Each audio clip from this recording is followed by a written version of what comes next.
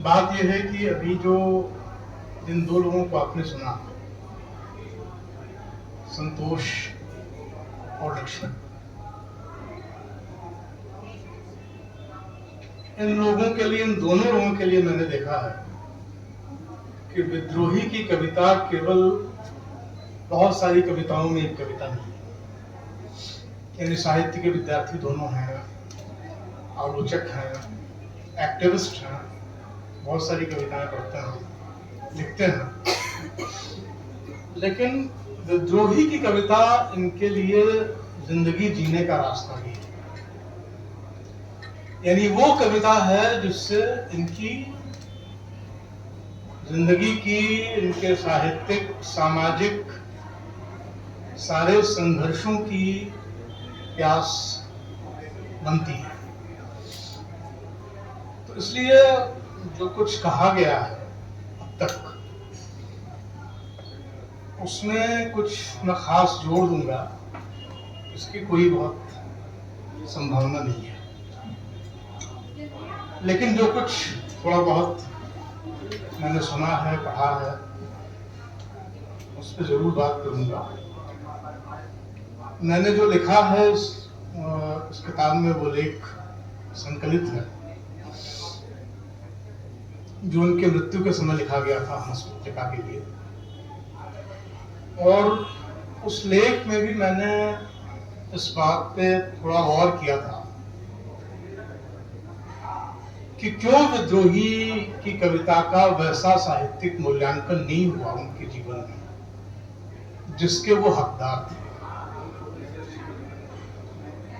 उस लेख में मैंने ये भी लिखा है कि मैंने इस बात पे थोड़ा गौर किया, विचार किया, कोई निष्कर्ष नहीं, लेकिन मुझे ये लगता था कि जो जीवन काल था विद्रोही का, जिस समय वो कविताएं अपनी कह रहे थे, वो हिंदी कविता का उस समय जो समय चल रहा था उससे आगे की कविताएं थी। यानी उस समय की साहित्यिक कविता का जो मुहावरा था, उसका जो व्याकरण था, उसमें समाने वाली कविताएं विद्रोही की कविताएं नहीं थी। इसलिए उनको लिखने पढ़ने वाले लोग उनको कवि के रूप में पहचान सकने की अर्हता, योग्यता रखते नहीं थे। लेकिन बाद में जो 90 के दौर के बाद की हिंदी कविता है, जिसको आप कह सकते हैं कि एक तरह से वो प्रतिरोध के दौर की कविता है, यानी आपको बड़े पैमाने पे 90 के बाद हिंदी कविता में ये देखने को मिलता है कि स्त्री कवियों की एक बड़ी संख्या उभरती है और एक सशक्त स्त्री कविता सामने आती है, जैसा कोई दौर हिंदी कविता में पहले नहीं था। दलित कविता लिखी जा रही थी, लेकिन उसमें जो जगह बनाई, उसकी जो गूंज पैदा हुई, वो 90 के बाद पैदा हुई। फांसीवाद के खिलाफ, सांप्रदायिक ध्रुवीकरण के खिलाफ, आदिवासी कविता, ये जो पूरा दौर है, तो मैंने ये कहने की उसमें कोशिश की है कि एक तरह से विद्रोही उस वसंत के अग्रदूत थे। यानी उनकी कविता की सराहना, एप्रिसिएशन का समय बाद में आने वाला था, आ रहा था। और विद्रोही भी इस बात को समझते थे। व्यक्तिगत बातचीत में भी उन्होंने कहा था कि मेरा समय आएगा, अभी तो नहीं।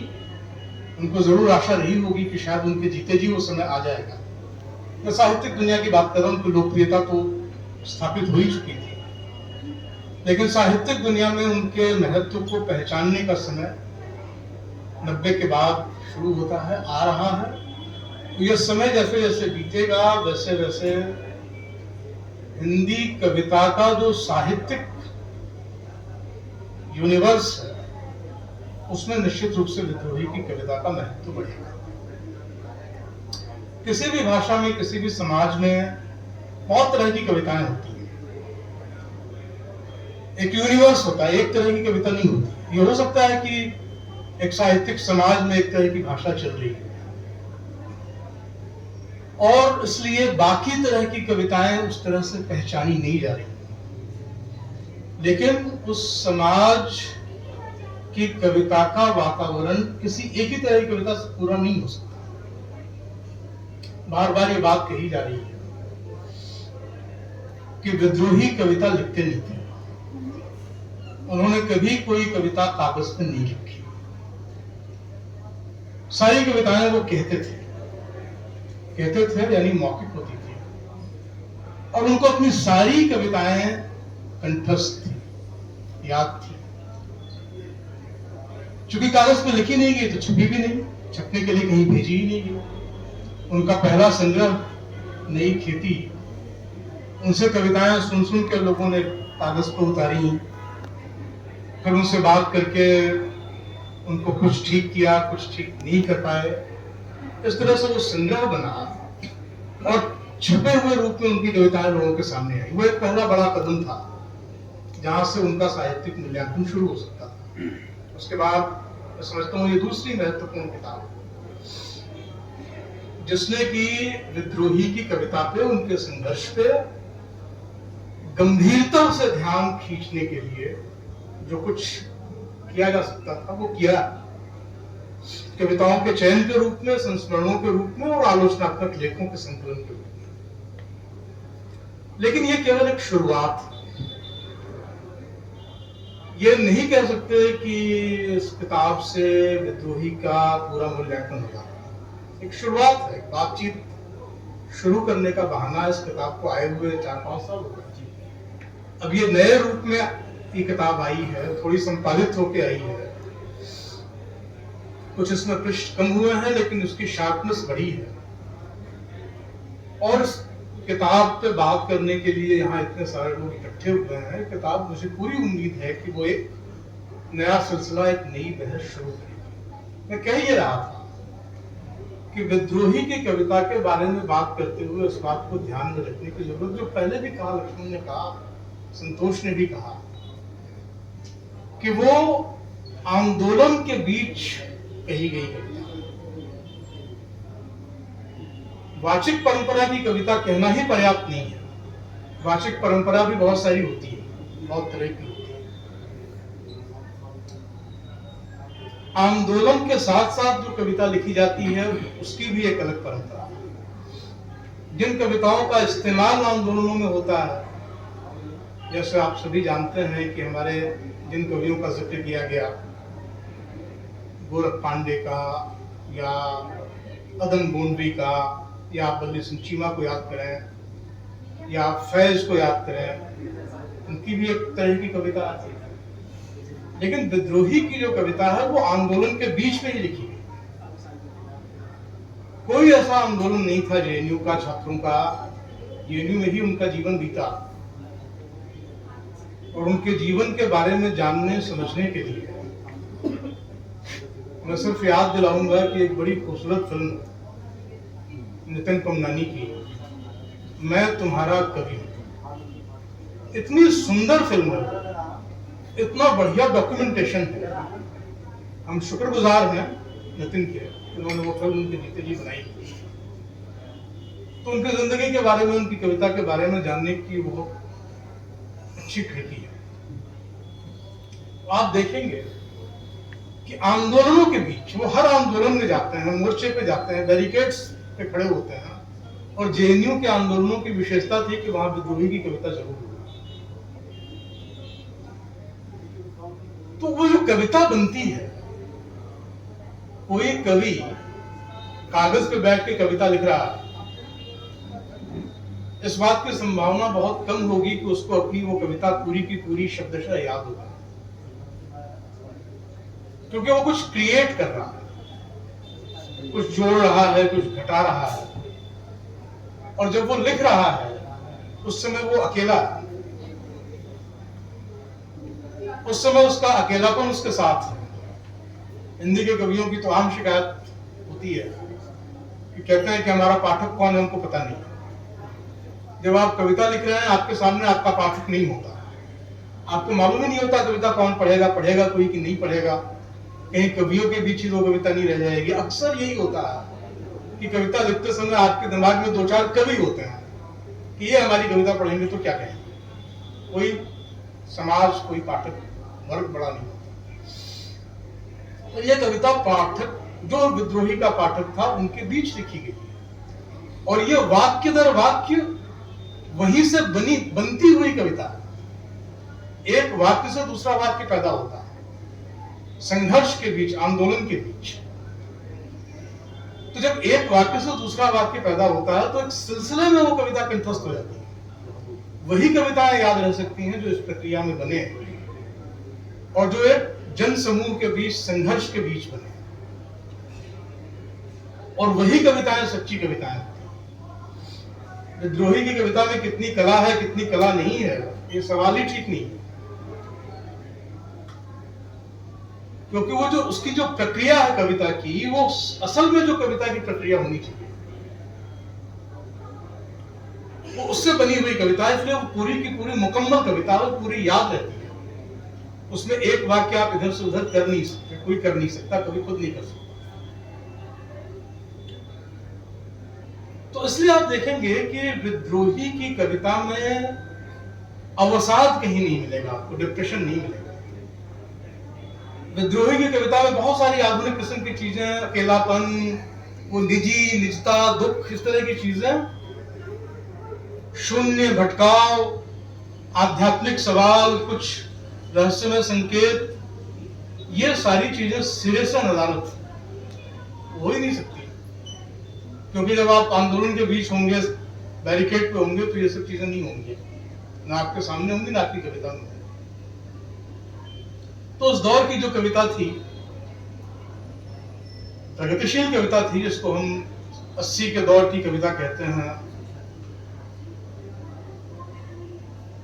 7वें 8वें दशक की कविता कहते हैं, वो सारे मुख्य धारा के कवि प्रगतिशील लोग थे और किसी न किसी रूप से आंदोलनों से जुड़े हुए लोग भी थे।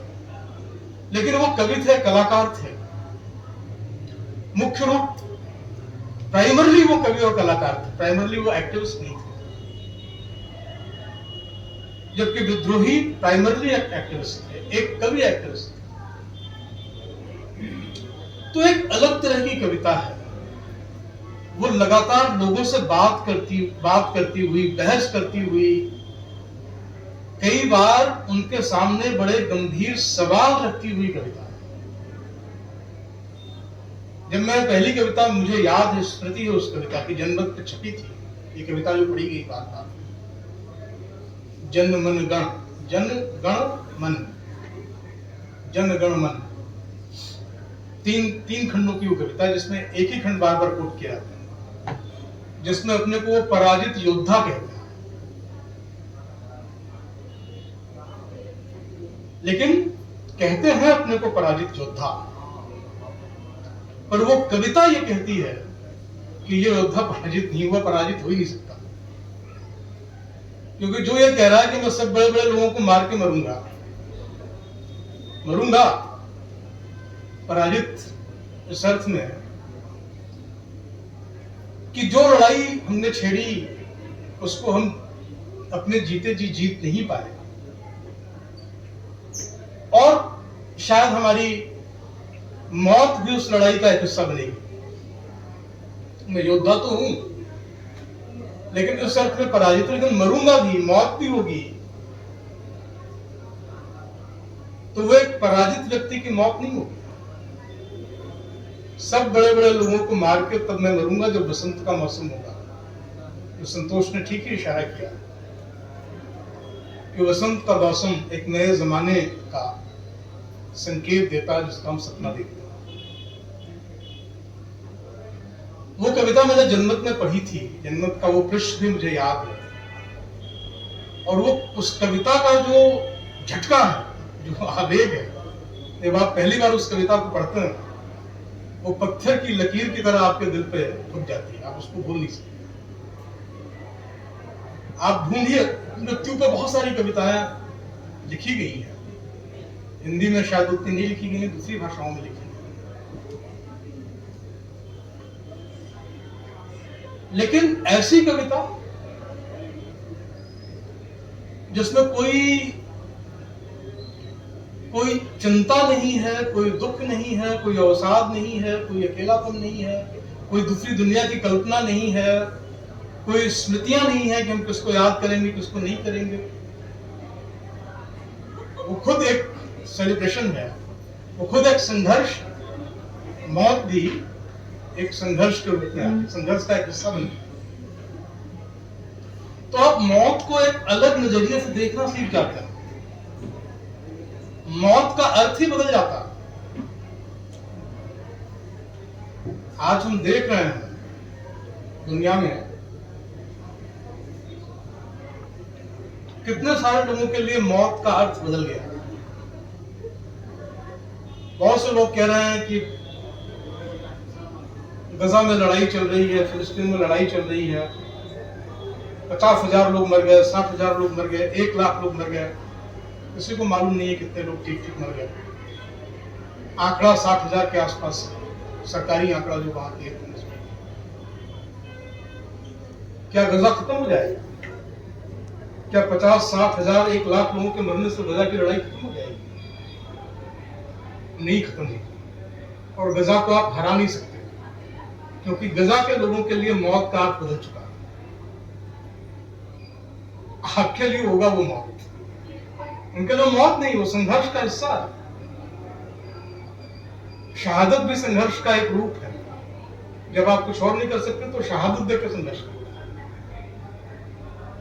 और जब आप इस स्तर पर संघर्ष करते हैं तो आपको हराया नहीं जा सकता, कोई नहीं हरा सकता। कितनी बड़ी ताकत है। ऐसा ही हमने वियतनाम में देखा, लोगों के लिए मौत का अर्थ बदल गया। बम गिर रहे थे, नाकाम बम बस्तियों में, और उससे कोई किसी को फर्क नहीं पड़ा, क्योंकि शहादत ही संघर्ष का रूप ले लेती है। तो अब आप देखेंगे कि क्या ताकत है विद्रोही की कविता की। कभी कभी मैं सोचता हूं, एक बहस चलती है कविता में, कलात्मक कविता, राजनीतिक कविता, आंदोलन की कविता और समझदारी की कविता, और ये बार कही जाती है कि भाई कविता को नारेबाजी नहीं होना चाहिए। तो विद्रोही की कविता कहां है? विद्रोही की कविता में तो बहुत लाल सलाम है, बहुत लाल लाल लाल है, बहुत इनकलाब जिंदाबाद है।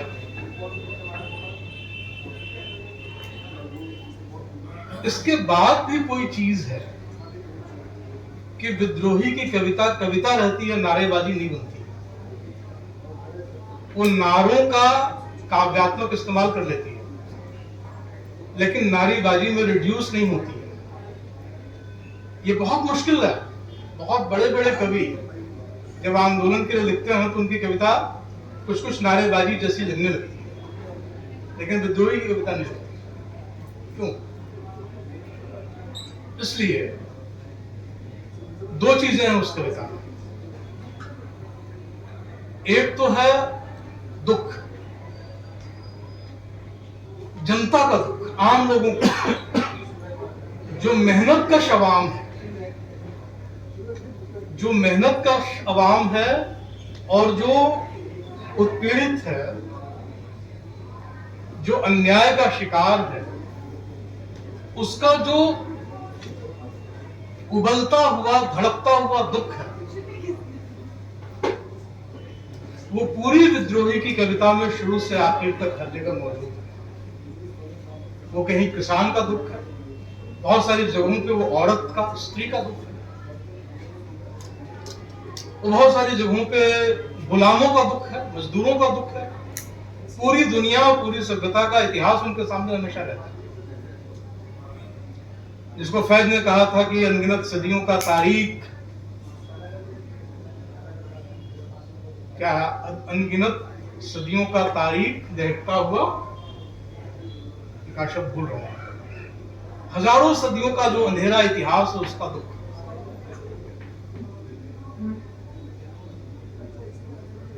आप उसको महसूस करते हैं। एक कविता है विद्रोही की जिसमें वो कहते हैं कि एक दिन जनता आपको बहुत मारेगी।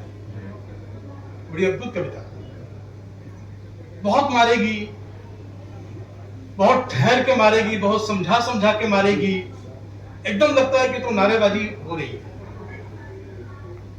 लेकिन आखिर में वो कहते हैं कि जनता आपको मारेगी और मारते मारते रोएगी।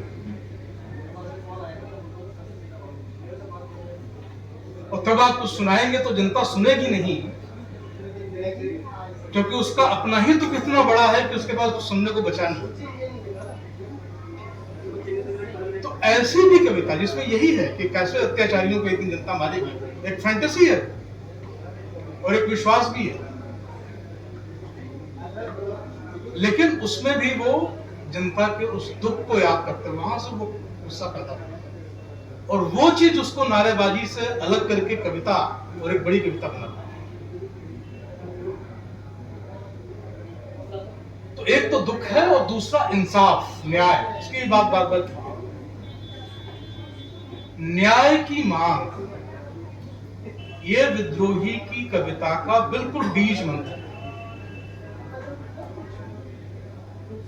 न्याय नहीं मिला हमारे लोगों को, किसानों को, स्त्रियों को, मजदूरों को न्याय नहीं मिला। न्याय इसलिए नहीं मिला, और धर्म उसका एक बड़ा कारण है। धर्म ने हर तरह के अन्याय को संरक्षण दिया। एक जमाने में धर्म ने दिया, दूसरे जमाने में राजसत्ताओं ने दिया, सेठों ने दिया, और इनके आपसी गठबंधन ने न्याय की गुंजाइश ही नहीं छोड़ी। न्याय पुरानी पोथियों से होता, इंसान को देख के नहीं होता। न्याय करने वाले न्याय कर नहीं सकते, क्योंकि उनकी आंखों पे धर्म का और सत्ता का पर्दा पड़ा हुआ है। अब आप खोजिए कि हिंदी में धर्म की आलोचना पे कितनी कविताएं लिखी? बहुत कम कविताएं आपको मिलेगी। अलबत्ता उर्दू में बहुत मिल जाएंगी। इस पे गौर करना चाहिए कि हिंदी में जिस तरह से उर्दू में धर्म की आलोचना है, जिस तरह से खुल के कुंठ रूप से मजाक उड़ाया गया, खिल्ली उड़ाई गई है मुल्ला लोगों की और धार्मिक बातों की और धर्म की, उस तरह का तेवर हिंदी में बहुत कम है। अब आपको नागार्जुन की कविता कल्पना के पुत्र हे भगवान याद आ सकती है। आपको मुक्तिबोध की कविता एक अरूप शून्य के प्रति याद आ सकती है। आपको लकड़ी का रावण याद आ सकता है। ऐसी दो चार कविताएं, और बाकी जो कविताएं आपको मिलेंगी, याद आएंगी, वो सब दलित कविता की परंपरा के भीतर, लेकिन जिसको हम मुख्य धारा कहते हैं वहां नहीं है। और जो है भी, जिन कविताओं का मैंने जिक्र किया, वो कविताएं धर्म की आलोचना एक दार्शनिक स्तर पर करती हैं। यानी भगवान कल्पना का पुत्र है, भगवान लकड़ी का रावण है, भगवान है कि नहीं है, एक दार्शनिक स्तर पे, एक वैचारिक स्तर पे वो धर्म की आलोचना करते हैं। लेकिन विद्रोही ने जो धर्म पे कविता लिखी और एक कविता नहीं लिखी, एक कविता तो बार बार पढ़ी ही गई कि अगर धरती पर भगवान जम सकता है तो आसमान में धान क्यों नहीं जम सकता। उसमें यह भी लिखा गया है कि अब दो में से एक बात होकर रहेगी, या तो धरती से भगवान उखड़ेगा या आसमान में धान जमेगा। धर्म पे जो धर्म वाली एक कविता जिसका जिक्र किया संतोष ने, कि जब लोहे से घंटा बजता है तो क्या क्या होता है, झाड़ू, खामोशी छा जाती है गांव में,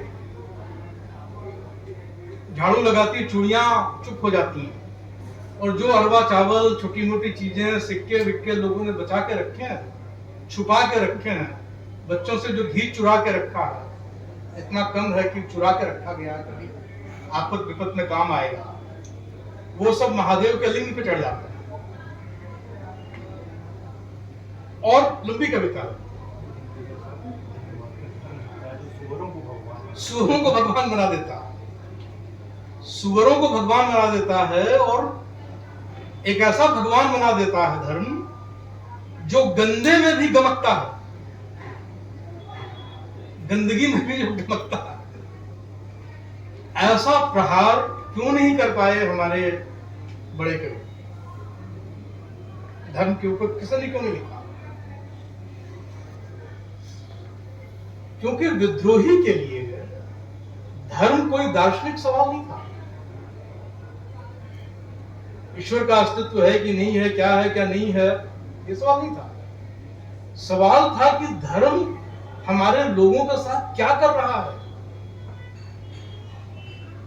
धर्म शोषण का, अन्याय का, दमन का, हिंसा का कितना बड़ा उपकरण है लोगों के जीवन में। किस तरह धर्म ने हजारों सालों से लोगों को गुलाम बना के रखा और इंसाफ की हर आवाज को कुचल दिया। कुछ भी उसमें कंफ्यूजिंग नहीं है, कुछ भी उसमें रहस्य नहीं है। जो असली सूरत है धर्म की, जो लोगों की जिंदगी पे धर्म का असली असर है, वो विद्रोही की कविता का विषय। लोग कोई छूट नहीं देते, कोई संदेह का लाभ नहीं देते। ये नरपुंगो जो खीर खा के खीर से जन्म लेते हैं, उनको शंभूकों का वध ही करना है और शंभूकों का वध करने के लिए ही पैदा होते हैं। और रामचंद्र और खुदा दोनों में बड़ी यारी है, कहीं किसी को छूट नहीं देते हो। धर्म का रूप कहीं भी अलग नहीं है। पर उसमें भी आप देखिएगा, और ये विद्रोही की न्याय चेतना की जटिलता को समझने में हमारी मदद करता है कि धर्म पे इतना भीषण प्रहार करते हुए भी जब वो देवियों का जिक्र करते हैं, तो देवियां वहां पे धर्म के उसी तंत्र का हिस्सा होते हुए भी खुद धर्म के भीतर अन्याय और उत्पीड़न की शिकार के रूप में दिखाई देती है। सीताओं को बेच दिया जाता है, सीताओं को नीलाम कर दिया जाता है। क्या होता है सीताओं के साथ? उनका महिमा मंडन चाहे जो भी हो, हकीकत में क्या होता है उनके साथ? किन किन चीजों के लिए उनका इस्तेमाल किया जाता है?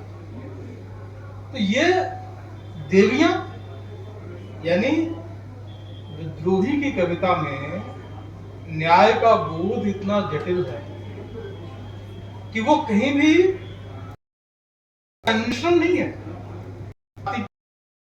का मुद्दा आया, धर्म, जाति, जेंडर,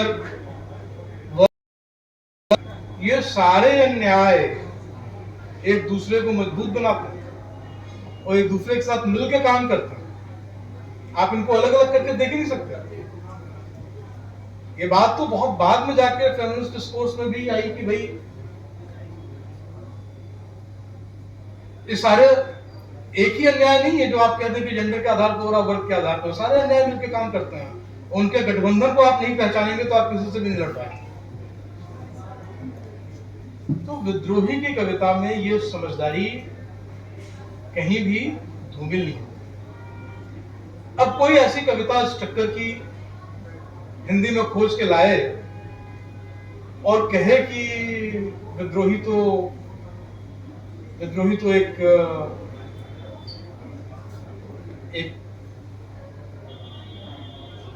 एक्टिविस्ट थे या एक बर्बाद इंसान थे, ऐसे ही उन्होंने जिंदगी अपनी खर्च कर दी। ये जो कहते हैं ना कि विद्रोही को मार दिया गया, ये बात सही है कि विद्रोही का जो ड्यू था उनको जेएनयू में नहीं मिला। विद्रोही का जो ड्यू था जेएनयू एडमिनिस्ट्रेशन में नहीं मिला, स्टूडेंट्स से मिला। छात्रों ने उनको जिंदा रखा, छात्रों ने उनको जेएनयू से निकलने नहीं दिया। जब उनको जेएनयू से आउट ऑफ बाउंड किया गया कि आप प्रवेश नहीं करेंगे कैंपस में, उसके खिलाफ भी आंदोलन किया छात्रों ने, लेकिन स्टैब्लिशमेंट में उनको नहीं मिला ड्यू। लेकिन मैं इसको इस रूप में कहता हूं, देखता हूं कि ये तो मिल ही नहीं सकता। विद्रोही की जो कविता थी, विद्रोही की जो आवाज थी, उसको तो कोई ड्यू मिलना था ही नहीं स्टैब्लिशमेंट से। और विद्रोही इस बात को जानते थे, इसके लिए तैयार थे, उन्होंने उसे चुना था उस रास्ते। अगर विद्रोही के मन में कभी भी ये बात आती कि मेरी कविताएं छपे साहित्यिक पत्रिकाओं में, उन पे चर्चा हो, मेरी किताब आ जाए, मेरा संकलन छप जाए, तो जेएनयू में रहते हुए, इतने मित्रों शुभचिंतकों के रहते हुए सब काम तो हो ही जाता। बाद में किया भी इन्हीं लोगों ने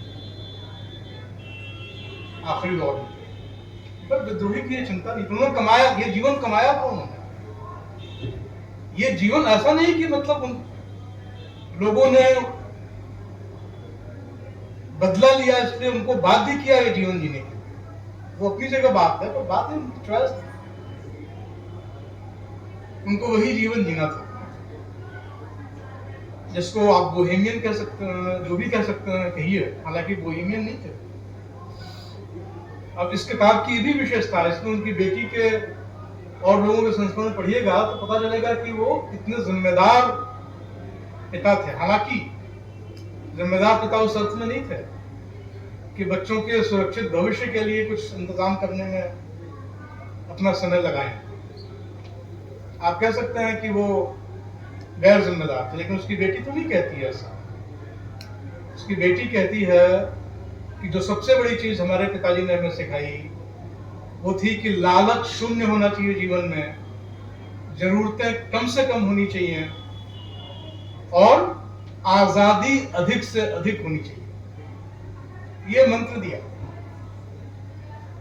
ये कोई मामूली मंत्र है, ये जीवन परिवर्तनकारी मंत्र है। लालच शून्य, जरूरतें कम से कम, आजादी सबसे ज्यादा। और तीनों चीजें एक ही साथ हो सकती हैं। अगर लालच की मात्रा बढ़ेगी, आजादी की मात्रा कम हो जाएगी। जरूरत की मात्रा बढ़ेगी, आजादी की मात्रा कम हो जाएगी। तो वो उन्होंने निभाया, और वो एक अनुशासित व्यक्ति थे, बहुत डिसिप्लिन। वो जीवन जीना आसान नहीं है जो उन्होंने जिया, और उनकी कविता में कभी आंच नहीं आई, उनके एक्टिविज्म पे कभी आंच नहीं आई। तो विद्रोही पे बात अभी शुरू हुई है। इनकी एक कविता है, प्रेम की कविता आप उसको कह सकते हैं। आप देखिए विद्रोही की आवाज कितनी अलग है और कितनी एडवांस है।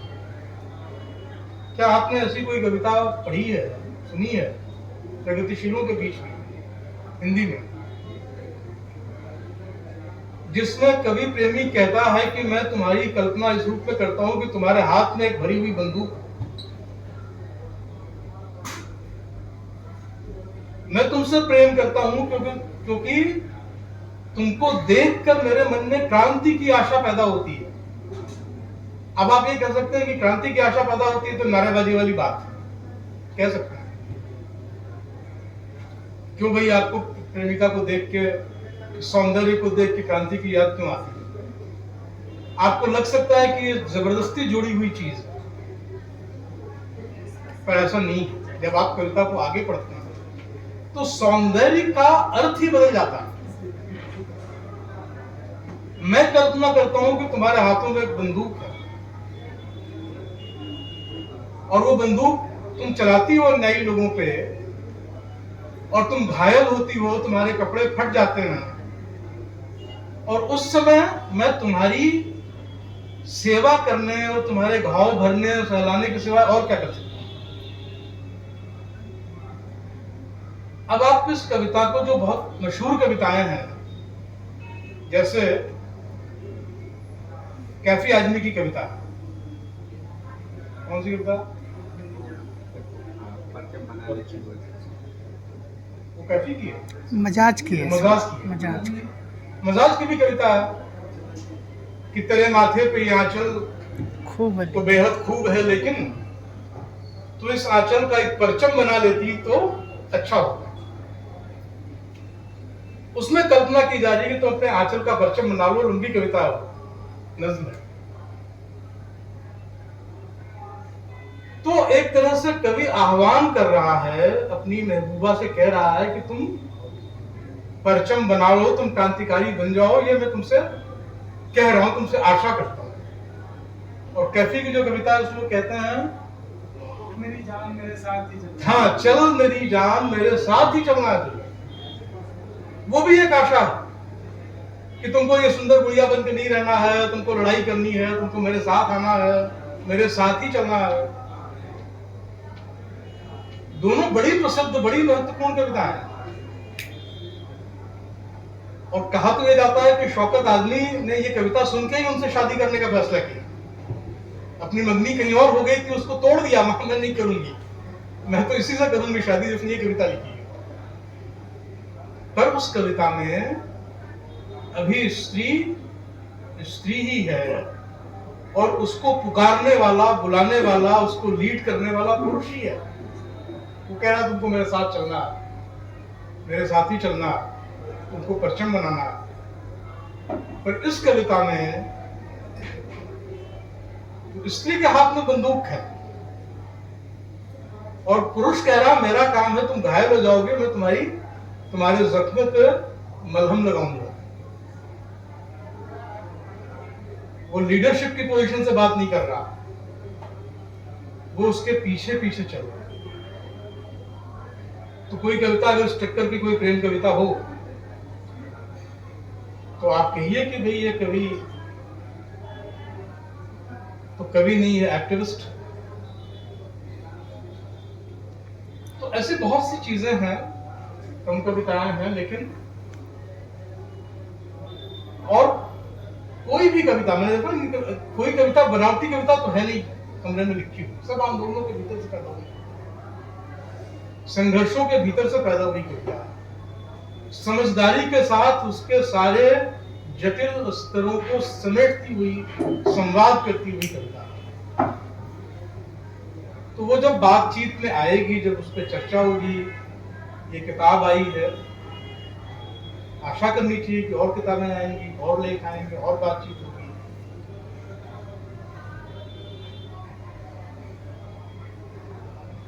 तो हम उन कविताओं की जटिलता को, उसकी शक्ति को और गहराई से समझेंगे, वो और ज्यादा केंद्र में आएगी। लेकिन एक बात बिल्कुल स्पष्ट है कि 90 के बाद से हिंदी कविता की जितनी भी दिशाएं फूटी हैं, उन सब के उत्स अगर आपको किसी एक कवि में ढूंढने हैं तो एक जगह मिल जाएगी, वो विद्रोही कविता। हम कर देते हैं, बात लंबी हो गई।